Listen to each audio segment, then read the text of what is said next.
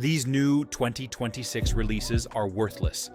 And if you buy one right now, you're asking for trouble. Manufacturers are dressing them up with flashy names and recycled marketing, but the truth underneath is hard to ignore.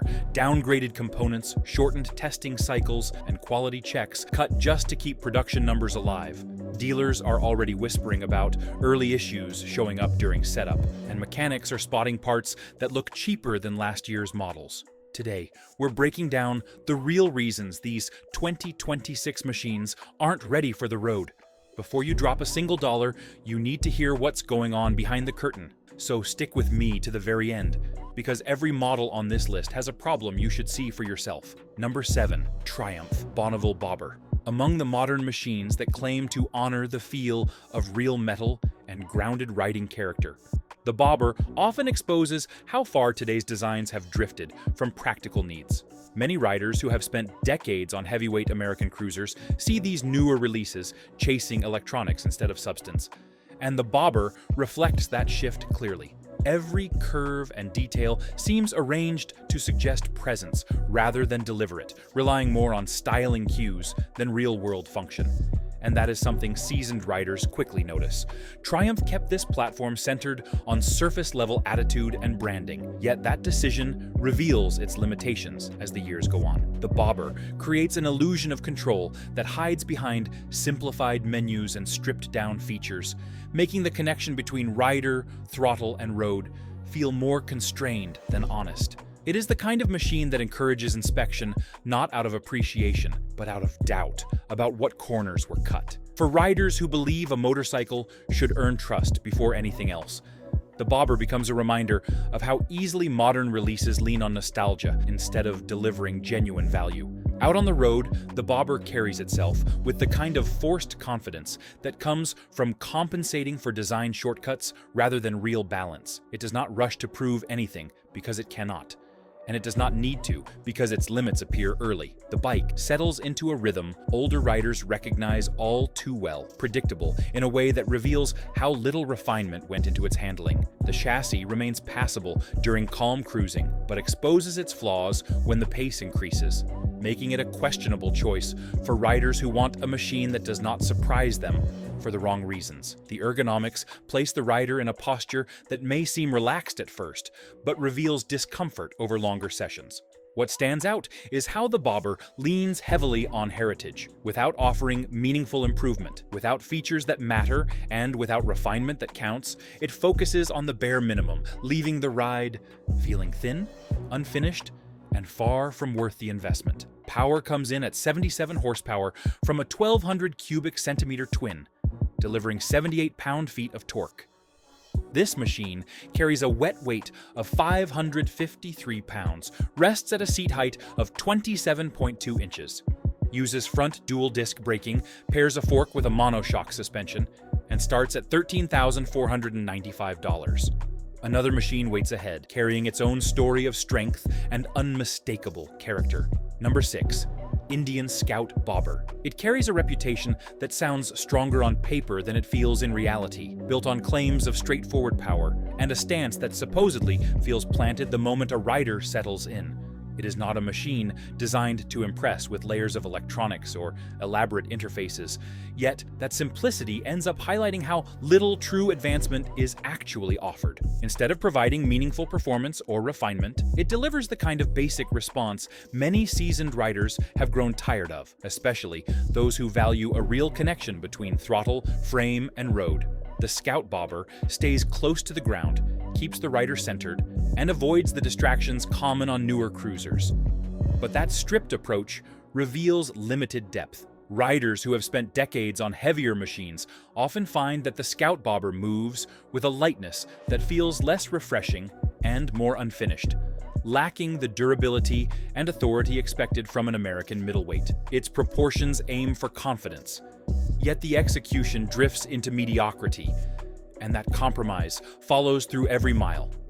On the street, the Scout Bobber settles into a rhythm suited for riders who accept a steady, predictable flow because the machine cannot offer much beyond that. It provides a sense of stability that feels adequate rather than impressive, whether cruising through town or rolling onto an open stretch of highway.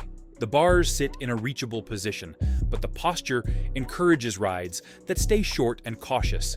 And the layout avoids cramped ergonomics, mainly because the design lacks ambition. Triumphs and setbacks of long-distance riding shape expectations over the years, and the Scout Bobber meets those expectations only in the most average way, delivering a blend that feels more like compromise than strength. It offers enough pull to remain in motion without tiring the rider, but it never feels capable or confident under pressure. The throttle feels muted rather than deliberate, and the mid-range presence feels shallow when merging, passing, or settling into the ride for anything longer than a short stretch. What stands out most is how the Scout Bobber tries to manage modern engineering without providing substantial benefits. It attempts refinement and consistency without offering the features or structure that matter. Older riders typically appreciate machines that behave consistently, yet the Scout Bobber remains consistent mainly because it never rises above the basics. It is a bike that understands only a narrow purpose and cannot reach beyond it. Riders who want clear feedback from the road will find that the Scout Bobber speaks plainly because it lacks the sophistication to offer deeper communication. Maintenance tasks remain straightforward, but long-term ownership feels predictable in the sense that nothing about the machine evolves or satisfies over time. In an era where many bikes chase sharper angles and aggressive electronics, the Scout Bobber keeps an approach that feels dated and underdeveloped. It invites riders to return to basics, but those basics reveal how limited the experience truly is. Another quality that defines the Scout Bobber is how easily it becomes forgettable in everyday riding. It never demands ideal conditions because it has little to offer regardless, carrying itself with a level of composure that never rises above passable, whether on rough pavement, slow traffic, or relaxed miles across familiar roads. Power comes in at 77 horsepower from a 1,200 cubic centimeter twin, delivering 78 pound-feet of torque. This machine carries a wet weight of 553 pounds, rests at a seat height of 27.2 inches, uses single-disc braking, pairs a fork with a monoshock suspension, and starts at $13,495. Further down this list, the focus shifts to a cruiser that blends heritage with a sharper edge. If you're finding this breakdown useful, make sure to like the video and subscribe so you never miss these rider-focused reports. Share your thoughts in the comments and let other riders know how you see these new 2026 releases. Number 5. Triumph Bonneville Speedmaster. This model speaks to riders who expect more than surface-level charm, offering a calmer kind of confidence only because it never pushes hard enough to reveal its own limits. It carries itself with a level of refinement that feels muted rather than meaningful, never delivering anything that challenges or surprises. That makes it appealing only to riders willing to settle for a machine that supports long, steady miles without offering real capability. The design presents a balance of classic cruiser lines and subtle British character, but the blend creates a presence that feels familiar, mainly because it fails to stand out in any modern sense. Many seasoned riders gravitate toward machines that feel honest from the first moment in the saddle, yet the Speedmaster offers reassurance only because it avoids doing anything ambitious. It encourages a relaxed approach to the road because it lacks the performance to do otherwise, letting the rider settle into a rhythm that distracts from how little substance truly exists. The ergonomics place the rider in a natural position, keeping pressure points low, but that comfort becomes the main feature simply because poor design elsewhere quickly reveals itself. On the road, the Speedmaster delivers a smooth but unimpressive experience, never rising beyond average performance. It holds its line only because it lacks the strength to do more, leans predictably due to conservative geometry, and responds with mild steadiness that avoids challenge. The engine offers modest pull, enough for movement, but never engagement. Riders familiar with real capability notice how dated it feels. It stays stable, consistent, and composed, yet never evolves beyond basic expectations. What makes the Speedmaster stand out is how its supposed attention to detail highlights its limitations. Fit and finish seem careful, but they compensate for the lack of real innovation. These touches distract from the absence of meaningful engineering depth The handling stays predictable because it never challenges the rider, and the softened ride masks weak responsiveness. Over time, the Speedmaster becomes suitable only for short rides or calm commutes, turning into a fallback rather than a genuinely capable choice. Another defining trait of the Speedmaster is how little it offers beyond nostalgia, relying on familiar cruiser styling to hide its lack of real capability. Its refinement feels muted, its power limited, and its handling predictable only because it never challenges the rider. Fit and finish distract from the absence of meaningful engineering, leaving a motorcycle that moves steadily but never impresses. Over time, it fades into the background, becoming a default choice, rather than one earned through performance alone. Refinement appears in the form of 78 horsepower and 80.2 pound-feet of torque from a 1,250 cubic centimeter engine. Total wet weight reaches 587 pounds. Seat height lands at 28.2 inches. Braking comes from dual discs. Suspension pairs a fork with a monoshock, and entry pricing stands at $13,995. What follows is a model that approaches classic cruising, with a broader, more relaxed posture. But before we roll on, make sure your gears and accessories are ready. Links are in the description. Number 4.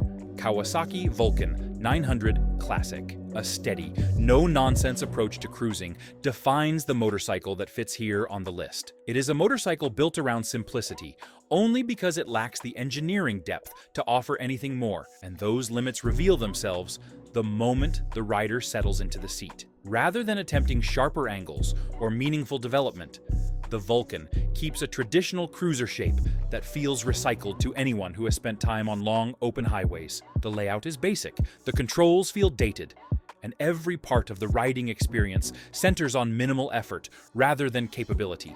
Riders who have logged many years on heavy American machines may initially feel relief in the Vulcan, but that relief quickly turns into disappointment when they realize the absence of meaningful improvement behind the simplicity it advertises.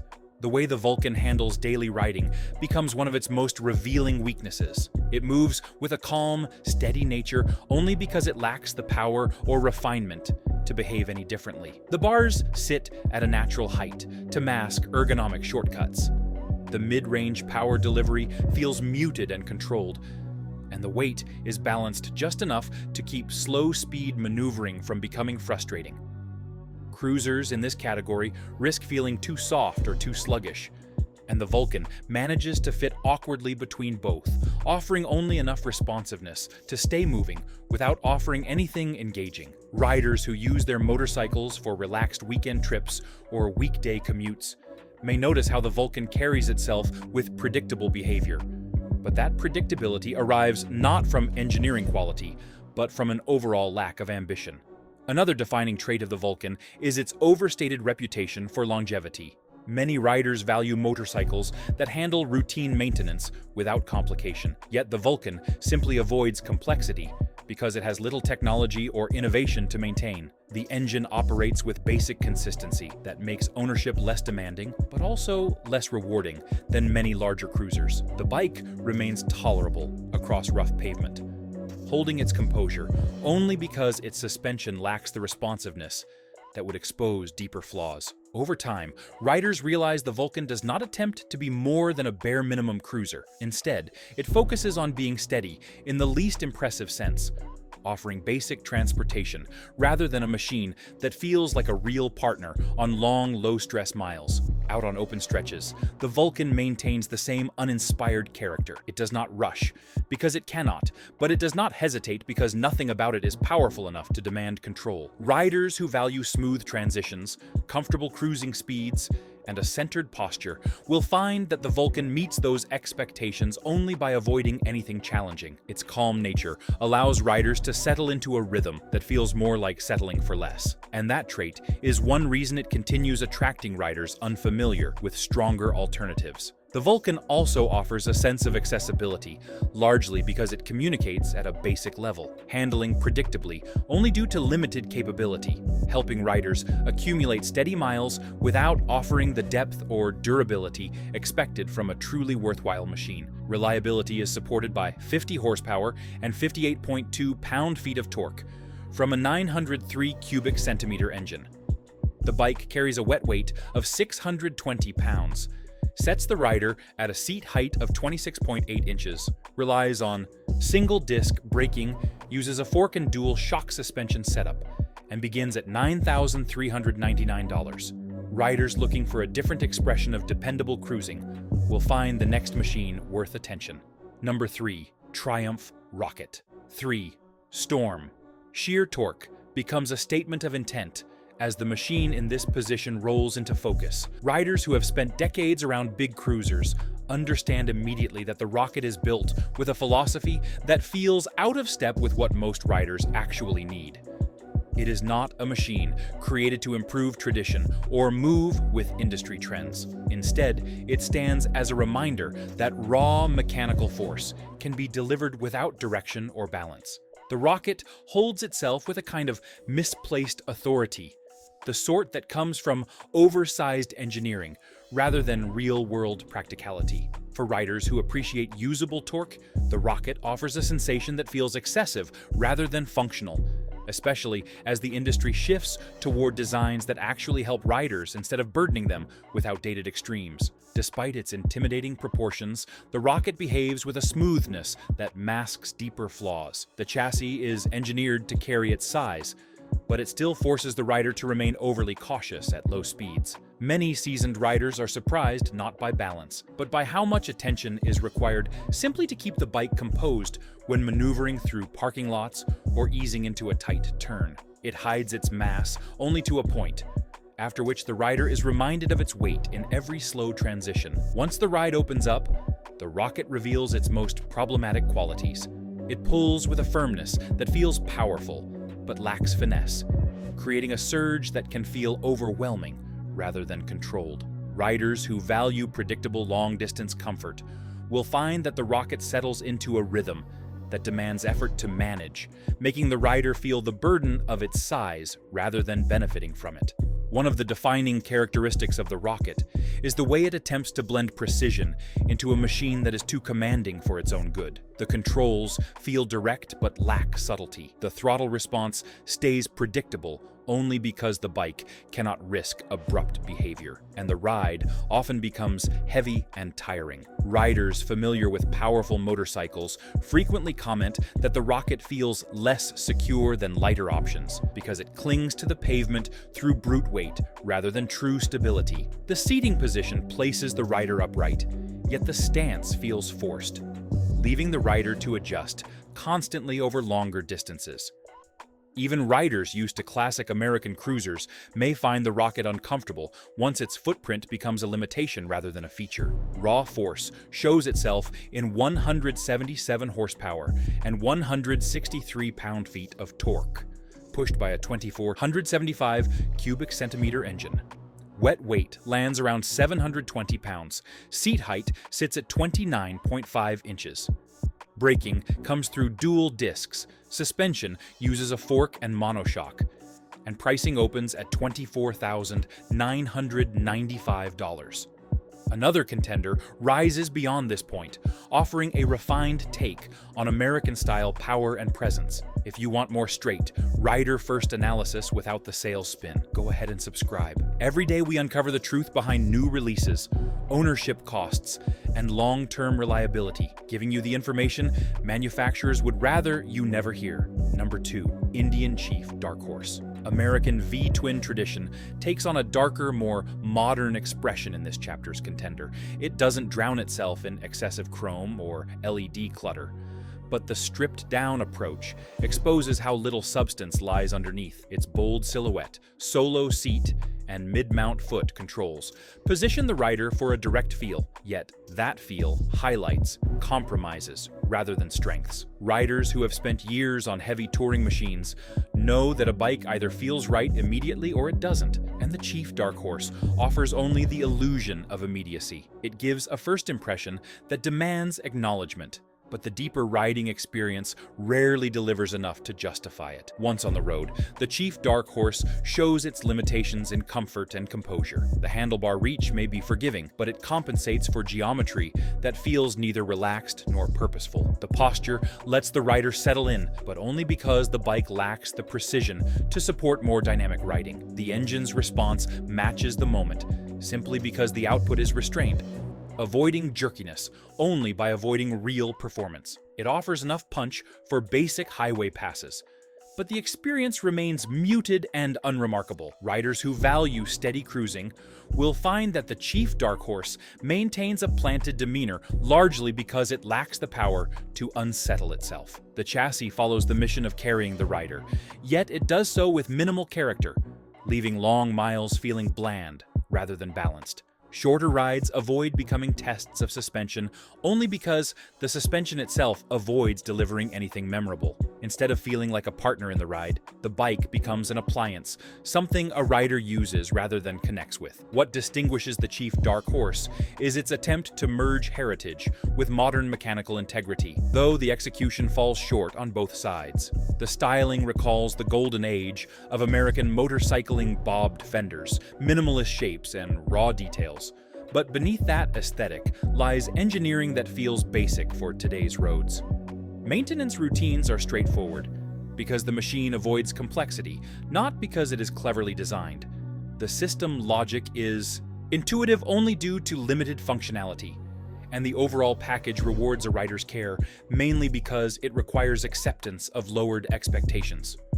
Riders who have maintained motorcycles through decades of real mechanical work will find little here that tests their skill or earns their respect. The Chief Dark Horse does not demand relearning. It simply lacks depth.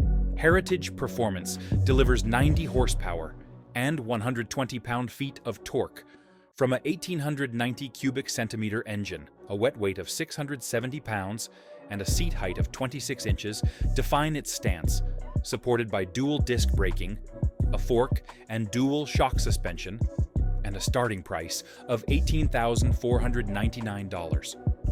Only one motorcycle remains, holding the final position with undeniable authority. Number 1. Harley-Davidson Fatboy 114. Few motorcycles carry decades of heritage with such undeniable authority as the one that leads the entire countdown. Its presence on the road remains unmistakable, but mostly because the silhouette has barely changed while the industry moved on. Riders who have spent much of their lives around heavyweight cruisers understand the importance of balance, stance, and dependable strength, and the Fatboy attempts to offer those traits with familiar confidence, though it rarely rises above dated expectations. It is a motorcycle that does not chase fleeting trends or playful styling experiments simply because it has no meaningful innovations to offer. Instead, it clings to the lines, proportions, and attitude that made it an icon, using nostalgia to compensate for a lack of progress. The low-slung posture and wide front presence suggest substance, not spectacle, but that suggestion no longer carries weight in a market where real capability matters. The Fatboy has always been about muscle carried with dignity, yet that spirit feels stuck rather than strong. Longtime riders often mention a kind of comfort they feel as soon as they settle into the Fatboy, though that comfort stems more from familiarity than quality. The seating position allows the spine to relax, the arms to rest naturally, and the legs to settle into a forward posture. But none of these characteristics elevate the riding experience beyond the ordinary. This combination creates grounding that helps the rider feel connected, yet the bike offers little beyond that basic connection. The Fatboy does not try to impress with complicated electronics or excess controls because it lacks the refinement to support modern features. It instead focuses on delivering a smooth, strong, consistent ride that feels acceptable but rarely satisfying. That simplicity builds a sense of predictability, though predictability alone cannot compensate for outdated engineering. Highway speeds reveal the Fatboy's true character.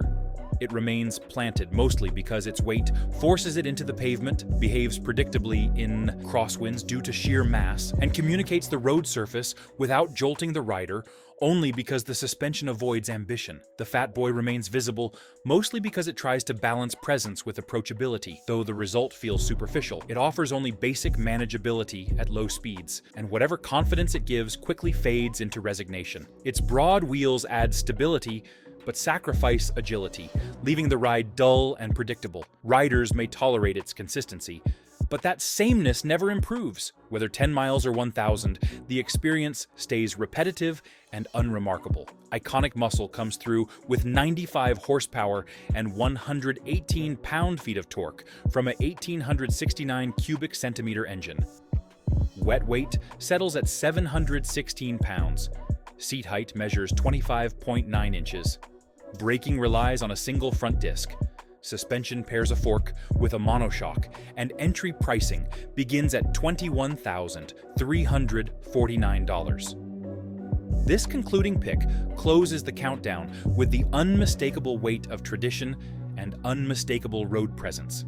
That wraps up the truth behind these so-called 2026 releases. Some of these bikes might look good from 10 feet away, but once you dig into the details, the problems speak for themselves. Now I want to hear from you. What's your take?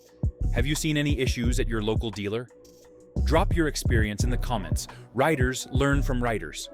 If this breakdown helped you, hit that like button. And if you want straight, rider-first reports with no corporate spin, go ahead and subscribe.